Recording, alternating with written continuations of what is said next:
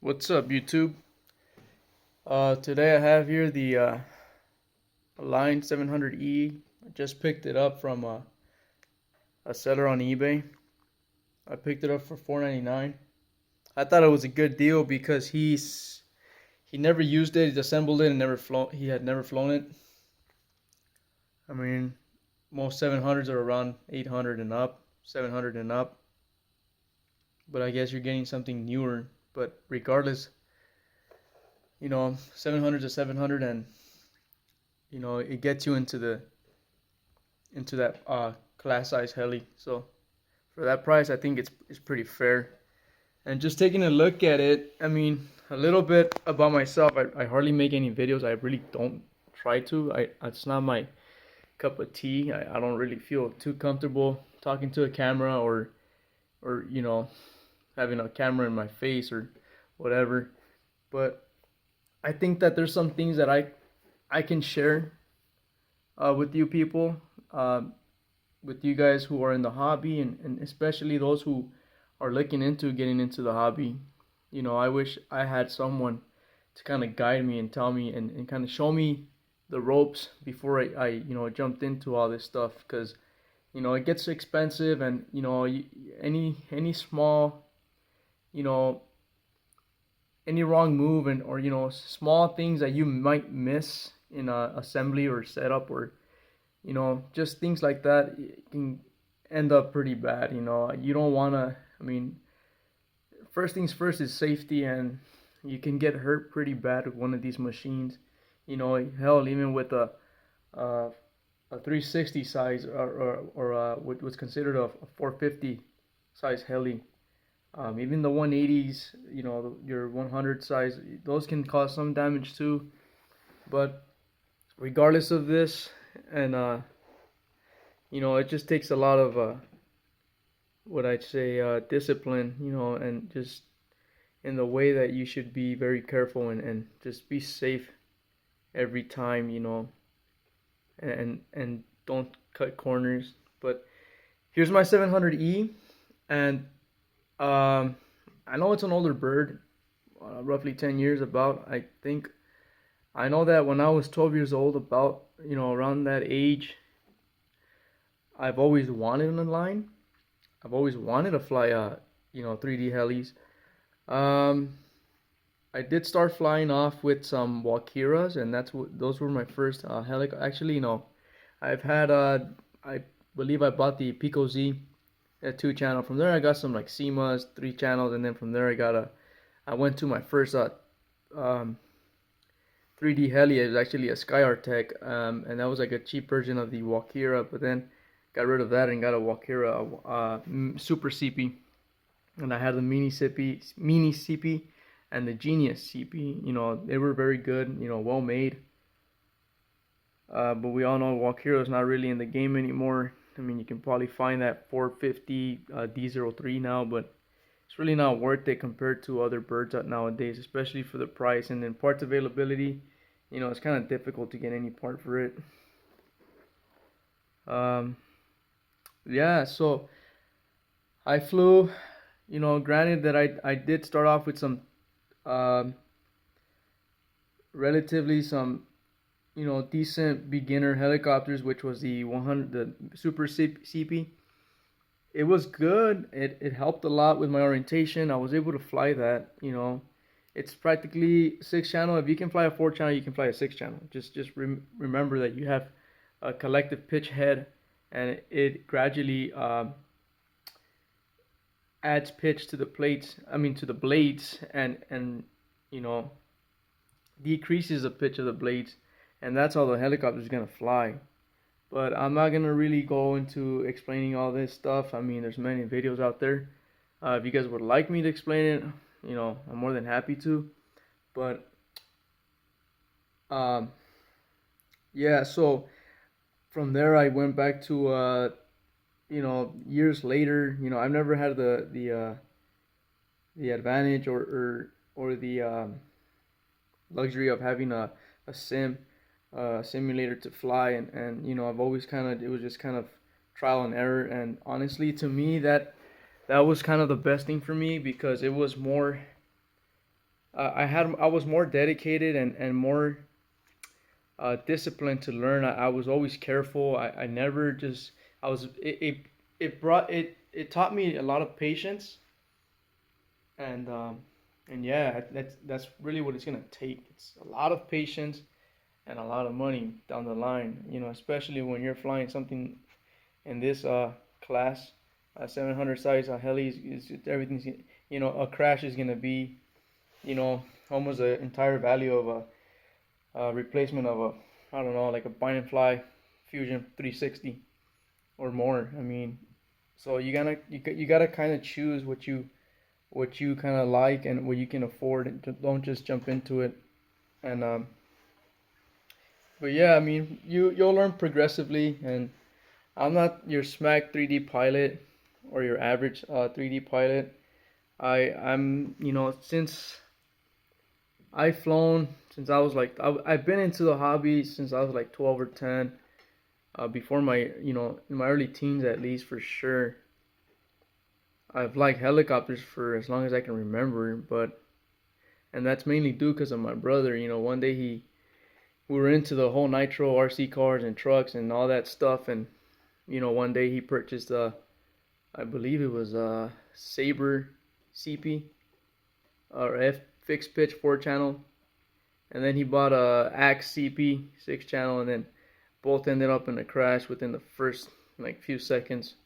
Actually, he managed to fly his second one and hover it for like a few seconds, and then he just never really learned. And to me, it was something that was very, the day I seen that machine in the air, I was I knew at that point that I was gonna keep doing this and just kind of just pursue it until I got good enough to fly them, and then eventually, I told myself I don't really care about all that 3D stuff, and I mean now it's a whole different deal for me. I mean, sport flying, I love it. I'm okay with sport flying, but some 3D in the mix is it's what I like, and hopefully one day I can be one of those smack 3D pilots, and hopefully sooner. But let's not rush into things, because then that's how things end up badly. So that was me. I mean, in the time, I'm not making I don't have a steady income or anything like that, so I can't just go about and getting a new bird and crashing it and getting back up and to flying. So that was the worst thing for the hobby for me starting off. So practically I kind of started, I got back into it and stayed into it, constantly flying. In 2019 I purchased the Blade 330S, and that's the one with the panic recovery features and stability features and all that stuff. I know I was never really a big fan of Blade till then. That's practically all I do fly are Blade helis. I have all the Fusion lineup, from the version 1s to all the version 2s, and I have all the Blade helis except the Blade 230S Smart. I don't really like that, the aesthetics or the way that looks. I think it's kind of pointless when you have you know other models in their lineup that are actually near the same size and perform very well, and they all have the safe stability um, features anyway. So now that's another thing I'm gonna kind of key in this video is so this 700, something I've always wanted, in particular this one right here, the 700E DFC model. I never really was a fan of the flyboard. I mean, I mean, that was another thing. Coming into a crash in those days, you had a lot of parts to replace, and you needed tools and so many things to get this stuff right. This is, granted you don't have a pitch gauge, which I do, but you can probably still get this, set up, and get it flying. You might have some blade, what do you call it? What's that word? Fluttering. If you don't get the pitch right or stuff like that, or it might not even fly well. But that's why you gotta assemble these, with the right tools. But regardless of that, most of the new helicopters, and I'm noticing even the older ones, they come with a indice or a marking on the blade grip to give you like an eye reference for zero pitch. And yeah, and another thing was back in the day you needed laptops, and now you probably you still do, but it's not as complicated as it was before. You know, softwares and user interfaces are much cleaner now. They're much easier to use, you know. But yeah, that's a it's a big step up from those early 2000s, you know.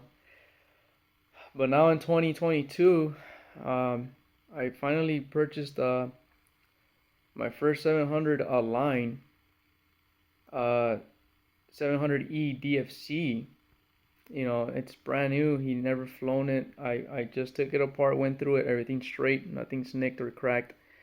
Everything's, you know, pristine. It's cherry. I mean, it doesn't get better than this. I mean, it's practically brand new.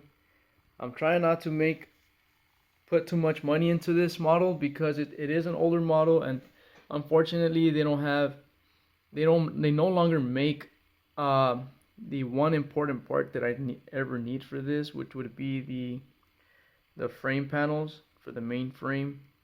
Those are discontinued, and I only see the left one for sale all the time. So if any of you guys have any frames or spare parts for the frame panels, you know, hit me up. Send me a message in the comments, and you know, I'd be more than happy to buy them from you. But if no one has anything, I mean, that's okay. I mean, if this thing comes down on me, crashes, which is everything that flies has an expiration date, and I've learned that already.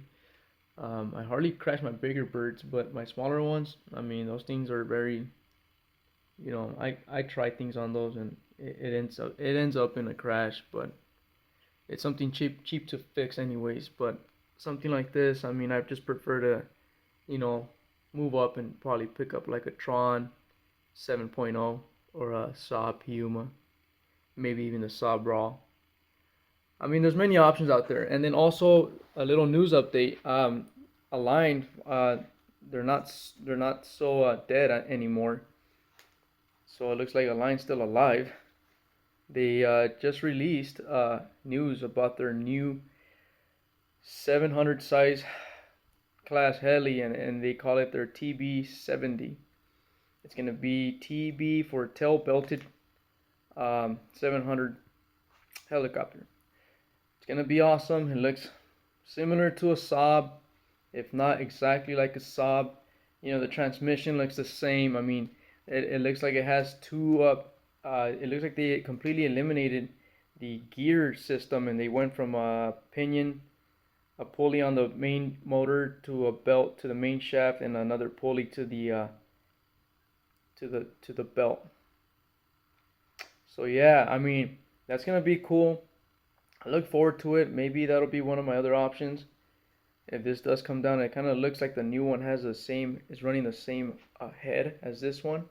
I don't know, but yeah, let me show you what I have on this so far.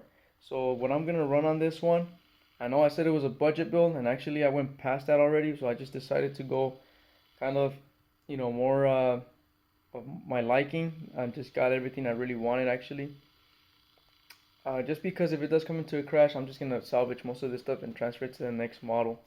So I'm running for my ESC. It's a 120 amp. Let me see if this can focus.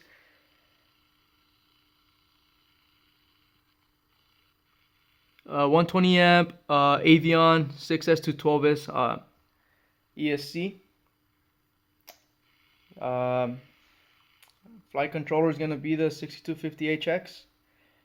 Some people say they prefer a V-bar or Icon. I mean, I like the 6250, and especially after the update, you know, it kind of feels like I'm flying a simulator at this point. I mean, it feels very good. I gotta say, you know, the difference from the original software that they had, I think it was a 6.5 and oh no 5.5, and now it's a 5.6. Well, the difference between the two is the you know, it just feels more locked in now, and it was almost like a night and day difference. I mean, you could it kind of practically compared in comparison to my 550. I have the 550 Fusion as well, and that one, it flew kind of different after the the update, it felt exactly like my, you know, my Fusion 360 Smart. It felt, really locked in, super smooth. It felt light and floaty. I mean, it made a whole world of a difference in that sense. Anyway, so uh, moving on to the motor, I have the seven. I'm running the older Align. I mean, sorry, I'm not running the Align. I'm running the E-Flight uh, 700 motor. It's a 500 kV. It should be perfect for this setup. It's kind of like the same setup, but I see it as a 700X, but the smart version of the 700X because it's running all the Spektrum stuff anyways. So, I mean, this thing's awesome. And yeah, so I'm running some 26S 5000 milliamps at 100C. These are the smart packs from Spektrum. And I got a video I'm gonna post for you guys. When you guys are, I mean, I don't recommend most people who don't have experience with soldering or anything. I mean, or don't feel comfortable taking apart batteries. Yes, I said taking apart a LiPo battery is not a safe thing to do. You gotta be very, very careful when you do this. But if you guys wanna your dumb battery packs, I guess, without any telemetry or any type of features like that, you can just get one of your older smart packs or invest in two of these or however, and when these things go out and puff up and it's time to replace them, well, the sensor and the little circuit board that's in the solder within the lipos, I mean, it's super easy to remove and just kind of solder it all back up. And what you're gonna do practically is solder this connector. You're gonna get this is would be a, I don't know, it's confusing now. It's either male or female because the pins are female and the connector's a male. Well, I'll call it a male for this, just for the video's sake. So you're gonna need a female bind connector. I mean the balance port connector, and when you get that, you're gonna solder every individual wire that's soldered to the LiPo to one of these. So when you get what you're gonna pretty much do is you're gonna make that sensor. It's gonna be external, and you're gonna have it, and you can mount it on any of your LiPos. And I'll show you one of the ones I made for 3S. And yeah, your telemetry transfers over just as easy as that. I mean, it's just like a little splice you're gonna have. It's very tiny, and it works. It's awesome. You don't have to buy any more. I'm not trying to veer anyone away from Spektrum. I mean, they're already made for you, and they're very compact. But Spektrum should make something like this and offer it to the public. Not everyone's gonna go buy their G2 chargers. I mean, it gets expensive at that point, even though their chargers charge very fast. And they're very good, and that's what I have. And I'll probably always stick to Spektrum, but actually not true. For servos, I mean, Spektrums are awesome. I actually have those fan. I forgot the number of it, 6655, something like that. Anyways, I went with, for these servos on this one, I'm gonna go with what do you call those? Torque. There's these new servos that are fairly new, and I've heard very good reviews on those, and that's what I'm gonna run. They're much cheaper. They're $100 each, compared to 179 on the Spektrum ones, which I currently have in my other 700, which is a Roban Blackhawk 700. It's awesome. And yeah, and then as far as that, we're gonna be running the remote receiver. I need to get another, serial data receiver. We have the 4651T. I need to get one receiver. Down to the tail, we have your stock Align tail, a matte tail fin. Here's another one of the accessories for the tail is also matte. Some matte carbon fiber blades. I mean, it's stock, but it looks a little different with the matte frames. I did spray some Tamiya matte flat clear on it, the TS version of it, and it's very strong. I can't scratch it off. It's holding up very well. I've scraped the screwdriver on it, and I haven't, it hasn't flaked off. Granted that I scuffed up the actual carbon fiber so that it can adhere very well. But yeah, here's my 700 once again, and I look forward to fly it and show you a video. And happy flying, guys.